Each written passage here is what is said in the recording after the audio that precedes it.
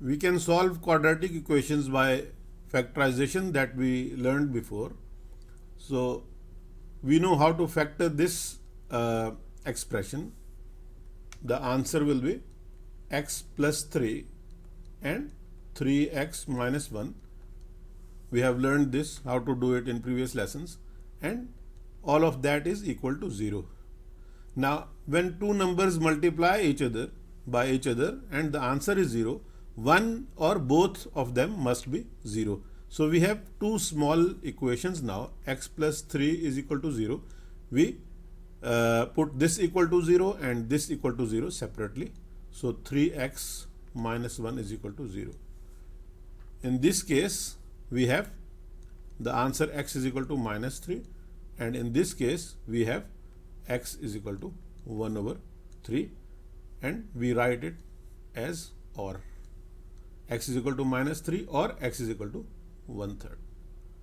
Now here it's the same thing, but what we do is we bring all the terms on one side. So the first thing will be x squared minus 9x. 9x will become minus 9x when it changes the side, and then plus 20 is equal to 0. And after that we do the same factorization, and x minus 4 and x minus 5 will be the answer, that is equal to 0. We put both of them equal to 0. We have two separate small equations now, is equal to 0 or x minus 5 is equal to 0, and the answer is x is equal to, here it's 4 or x is equal to, here it's 5. Right? Now when the equation has we don't have third term here on the left side, then the best way is to factorize this. Take x as common. Here we can see 2x is common, so we take 2x as common. Then 2 times 4 is 8, and we just divide this term by this term. 4x minus 2x times 1 is 2x. So if we multiply this 2x by this binomial, we'll get the same x, 8x squared minus 2x. And then we do the same. We put 2x is equal to 0, and we put x, 4x minus 1 is equal to 0 separately. This is OR. And the next step is we have x is equal to 0 here, or we have x is equal to 1/4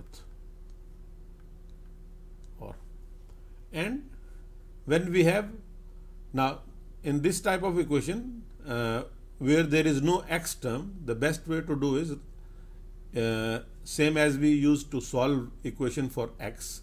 So if we add 5 to both the sides, we'll get 2x squared is equal to 23.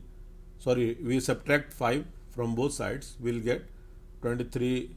2x squared is equal to 23 minus 5 is 18, and then we divide both sides by 2 to get x squared is equal to 18 divided by 2 is 9. Now we know x is plus 3 or minus 3. That's our answer. So when we don't have x term, the best way to do is this one, and when we have no third term, best way is this. Otherwise we do factorization. If you want to get full benefit of this course, then do the practice sheet of this lesson before moving on to the next lesson.